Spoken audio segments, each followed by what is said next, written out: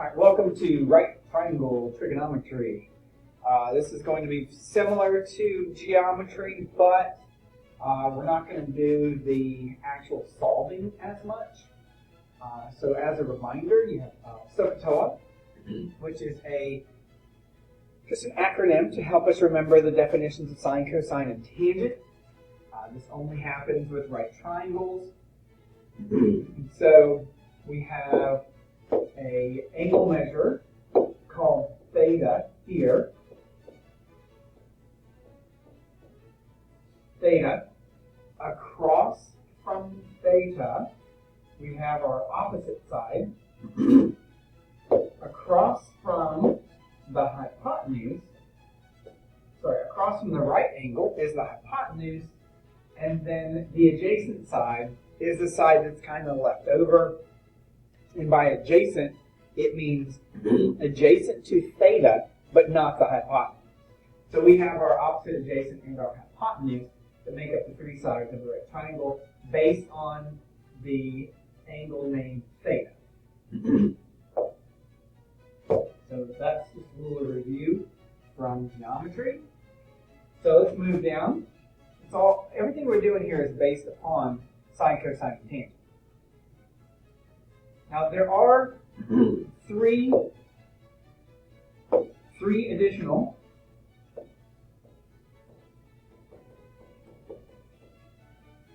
trig values.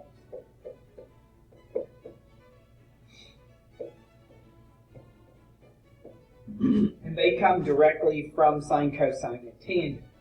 So they are the reciprocals. That means you're going to flip the fraction of sine, cosine, and tangent. Okay? And just to show you what those are going to be, the reciprocal of sine is going to be cosecant. Sorry, let me spell that out for you. Cosecant,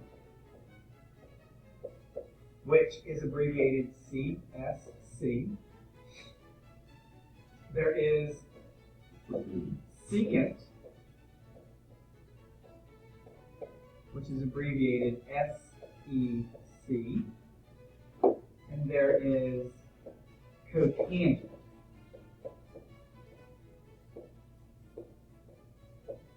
which is abbreviated COT.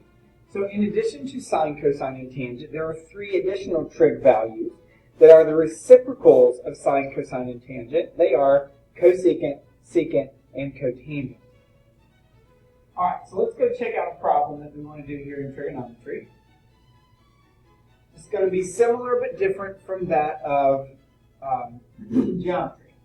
So in trigonometry, we want to graph the information that they have and create an angle that is the reference angle, which is created by the terminal side and the x-axis.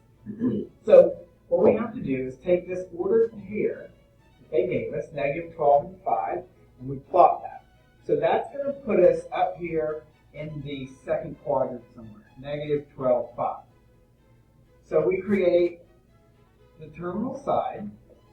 There's the angle. But what we really want is the reference angle that is made with the terminal side. So this is really, that red triangle is really the triangle that we're interested in. We label it based on the ordered pair. It's negative 12 going to the left and 5 going up. So then we can use the x and the y. So the x is negative 12. The y value is 5. And we use Pythagorean theorem to find the radius. So the radius is going to go here. So that's going to be r squared equals 5 squared plus 12 squared. And when you do all that, your radius comes out to be exactly 13.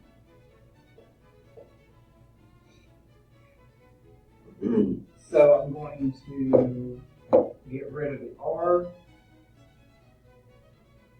put our 13 on the triangle, And then we can start to label the sine, cosine, and tangent. So remember, based on the picture that's up top, the opposite side's across from theta, hypotenuse is across from 90, and the adjacent is the leftover side. So 5, 12, and 13, 5 is the opposite, the 13 is the hypotenuse, and the 12 is the adjacent. So, based on SOHCAHTOA, sine is the opposite over hypotenuse, so that's going to be 5 over 13. Its reciprocal is cosecant, so that's 13 over 5. Cosine is adjacent over hypotenuse, which is negative 12 over 13. So we reciprocate that, negative 13 over 12. And one point here is the negative doesn't necessarily go, when you're creating the fraction, it doesn't have to necessarily go with the 12, it just needs to be on the fraction. Tangent is opposite over adjacent, so that is 5 over negative 12. And you reciprocate that, with negative 12 over 5. And so that is example 1 of right triangle trigonometry. Example 2 changes this up a little bit. This time it tells us what the cosine is and tells us that the terminal side of theta lies in quadrant 2, and it wants us to find a specific angle measure. So this time it's asking, hey, find the sine of theta when all this information is given to you. So we want to create an xy axis. It tells us that the terminal side is in quadrant 2. So that gives us an angle measure that comes up here. Remember that we're using the reference angle. So we have a theta that is bounded by the terminal side and the x-axis. They give us the cosine this time at negative 5/13. And they're saying, and based on that, it's SOHCAHTOA. Okay, SOHCAHTOA tells us that this is the adjacent side, and this is the hypotenuse. So on our triangle, we can then label the sides negative 5 and 13. And if you paid attention to the previous problem, if we need this y value right here, we just use the Pythagorean theorem. And this is the same triangle that was in the previous example. So that Pythagorean theorem looks like this, though. Negative 5 squared plus y squared equals 13 squared.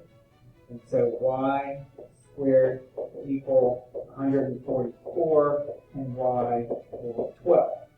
So we can take the y out, put the 12 in. It wants us to find the sine of theta, and the sine of theta, based on SOHCAHTOA, is the opposite side over the hypotenuse.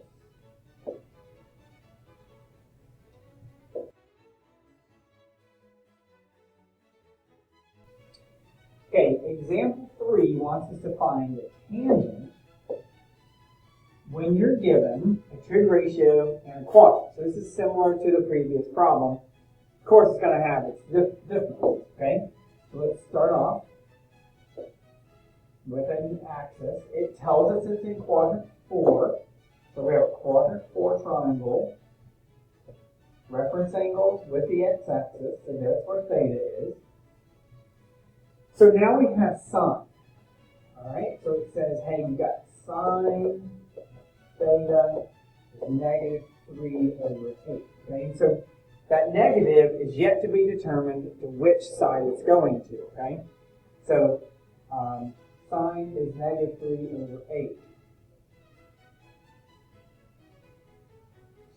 So we take a look at what SOHCAHTOA tells us. SOHCAHTOA. We're looking at sine. So that's the opposite side. So that's, alright, so that gives us 3 as the opposite. and 8 as the hypotenuse. One of these two values has to be a negative. So we have to look at the 3 going downward. That gives us a negative value. That takes care of the negative on the sign. All right, so we're ready for Pythagorean theorem.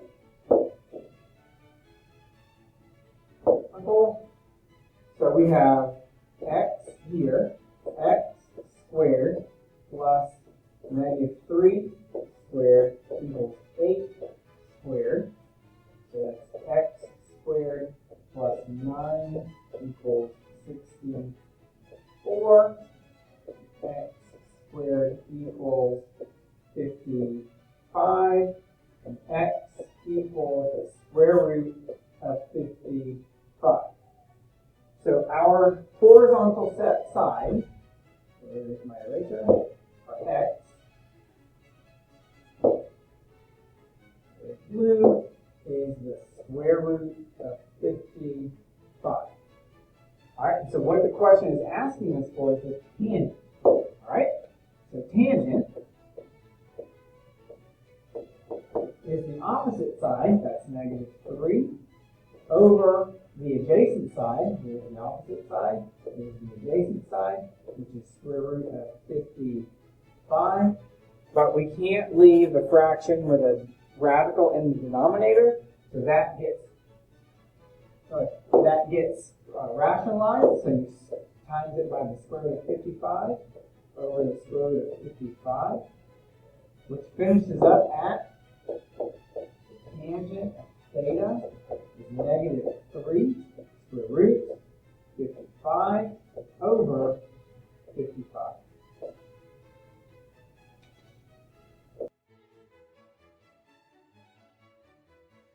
The last thing you're going to be looking for in this right triangle trig unit is placement of angles and where they might be based on some information that you get.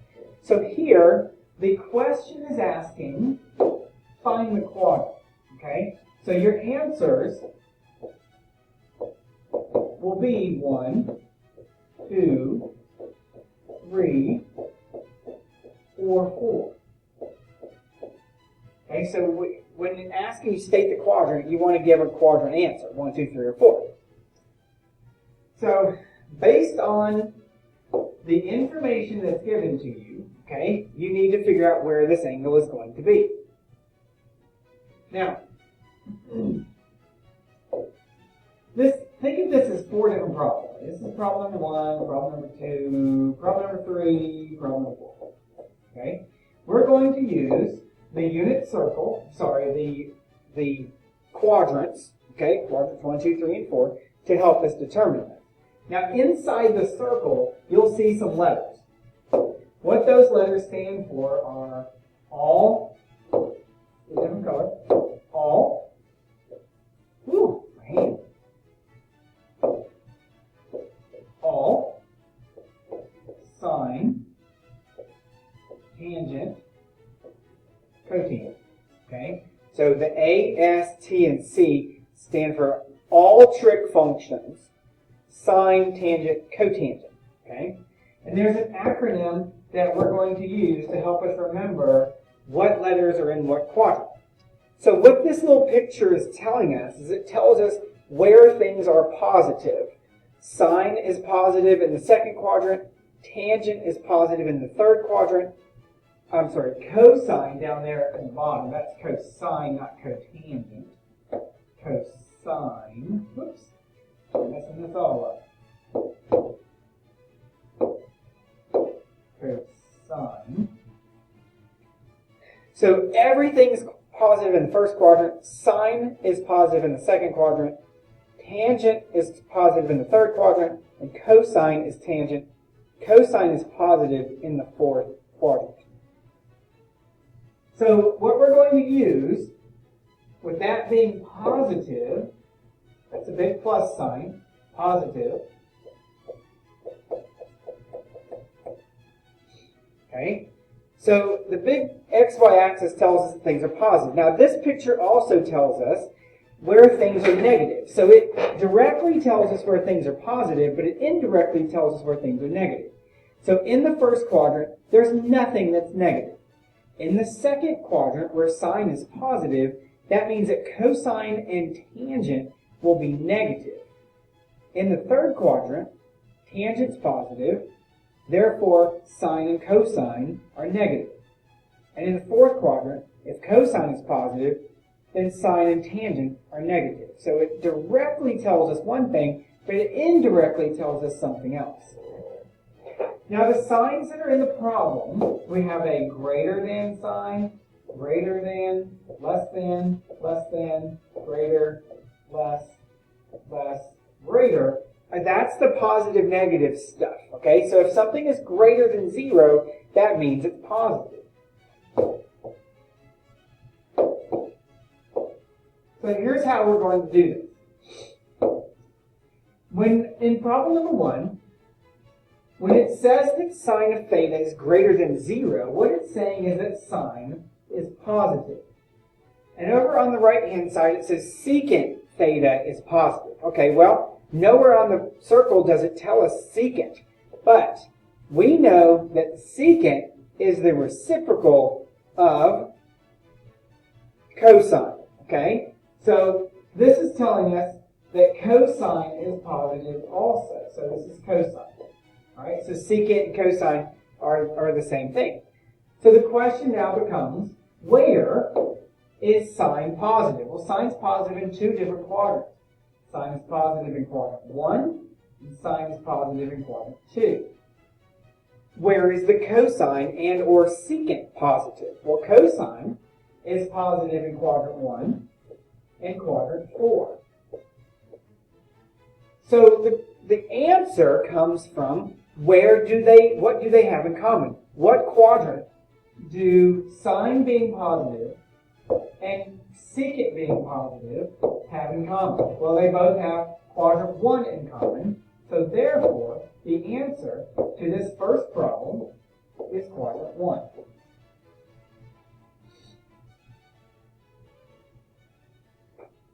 All right, let's look at the second one. The second one talks about cosecant, which comes from sine, so this might as well just be sine. Where is sine negative? So we want to know where sine is negative, less than 0. And where is cosine negative? So less than 0 means negative. So sine and cosine both being negative. Now, our circle tells us where things are positive. So where is sine positive? Sine's positive in first and second. Therefore, it is negative in the third quadrant and the fourth quadrant. So where is cosine positive? Well, cosine is positive in 1 and 4. Therefore, it's negative in quadrant 2 and quadrant 3. So what do these two things have in common? They have quadrant 3 in common. So therefore, the answer is quadrant 3. The third problem wants to know where is sine positive and tangent negative. So looking at the circle, sine is positive in quadrant 1 and quadrant 2. And tangent is negative in quadrant 2 and quadrant 3. So find out what those have in common, and that's the answer, quadrant 2. And the last example, example 4, where is secant, which is also known as cosine, where is the cosine negative, and where is tangent positive? So cosine is going to be negative in quadrants 2 and 3, and tangent is positive in quadrant 1 and 3. Therefore, telling us that this can happen in quadrant 3. And to finish off the bottom is just kind of a summary. So down here on the bottom, trig ratios for any angle and radius length. The r is your hypotenuse.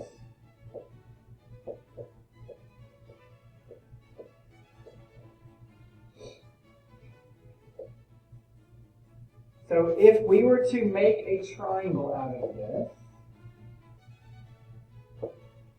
we would say that the x is the horizontal, the y is the vertical, and r is the hypotenuse.